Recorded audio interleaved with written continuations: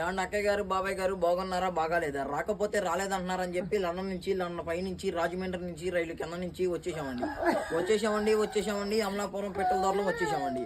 తప్పకుండా నా గన్ను పేలిపోతుందండి. ముందుకెళ్తే 3 కిలోమీటర్లు అండి, వెనక్కి 7 కిలోమీటర్లు అండి, పైకి వెళ్తే 10 కిలోమీటర్లు అండి. మరి నా గన్నుకి లైసెన్స్ లేదండి, నేను కాలితే కేసు లేదండి. మరి మా ఇంట్లో ఏప్రాలు దెబ్బలాడుకుంటే నాపరాలు పగిలిపోతున్నాయండి. మరి మా ఇంట్లో ఏంకులు దెబ్బలాడుకుంటే ఇటుకరాళ్ళు పగిలిపోతున్నాయండి. మరి మా ఇంట్లో మొగుడు పిల్లలు దెబ్బలాడుకుంటే వాన వచ్చి వరద వచ్చి ఆ వరదలో పడి జనం అంతా కొట్టుకుపోతుంటే మీరు ఇచ్చే 100-200 నోట్లని పడవలు చేసి వాళ్ళని ఒడ్డు చేస్తామండి.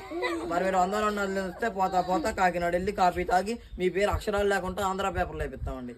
మొన్న మా ఇంట్లో పెళ్లి జరిగిందండి. మరి పెళ్లి భోజనాలు పెట్టామండి. వంకాయ తిండి వంగిపోతున్నారండి, బీరకాయ తిండి బీసుకుపోతున్నారండి, చిక్కుడుకాయ తిండి చిక్కుపోతున్నారండి, గోంగూర తిండి గోక్కుంటారండి, మటన్ తింటే మటైపోతున్నారు, పొట్ట తింటే పొట్ట వచ్చేస్తుందని చెప్పేసి లడాయిసారి బలాయి పప్పు ఏండ్రు కృష్ణాలేసి పెట్టామండి.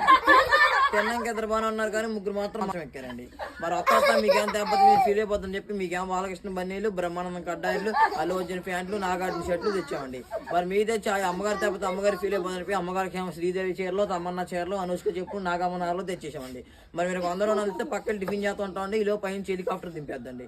మరి మీకులా మేము డాబాలు కడదామంటే మా డాబాలో పైన టాపులు లేవండి, కింద పునాదులు లేవండి. మా డాబాలు ఎప్పుడు గాలి ఎగురుతాయండి. మరి మా డాబాల పైన ఇటుక తిరిగిపోతుందండి, పెంకి అయితే పేరిపోతుందండి, జమ్మ అయితే జారిపోతుందండి, నాపరైతే నలిగిపోతుందండి, పాలరైతే పగిలిపోతుందండి. అందుకని మా కలెక్టర్ గారు మా కోసం భలే కలప కనిపెట్టారండి. అదేం కలప అంటే జిల్లేడు కలప, బొబ్బాస్ కలప, వరిగడ్డతో వాసాలు, చీపురుగోలతో కిటికీలు, పైన కోడిబెండతో స్లాప్ అండి. పైన కోడిబెండతో స్లాప్ ఎందుకంటే వచ్చే వర్షాకాలంలో కారు సువాసన వస్తాయండి. మరి మా ఇంట్లో డబ్బుకి దానికి లోటు లేదండి. మరి మా ఇంట్లో ఏట్లు పోయి కోట్లు దానికి వచ్చినాయండి. మరి మా ఇంట్లో కోట్లు ఉంటే కుక్కలు తినేస్తున్నాయండి, 1,00,000 ఉంటే నక్కలు తినేస్తున్నాయండి, 7 ఉంటే ఎలకలు తినేస్తున్నాయండి, 10 ఉంటే పందులు తినేస్తున్నాయండి, 6 చిల్లర ఉంటే చీమలు తినేస్తున్నాయండి. తిరణాన్ని ఎత్తిమే బస్సు తప్ప ఏం వెళ్ళలేదండి. అందుకే పడిచ్చేసామండి. మరి మా ఇంట్లో కేజీ బంగారం ఉంటే కుక్క నాకు ఇందని చెప్పి చెత్తకొప్పులో పడేసామండి. కోడి పిల్లలకు నౌకలేక ఇటు పడిచ్చామండి. మరి మీకు ఏమన్నా సినిమా చూడాలంటే చెప్పండి. ఏట్లో టికెట్ నూతులో సినిమా అండి. వెళ్తామే కానీ మొత్తం ఉండదండి.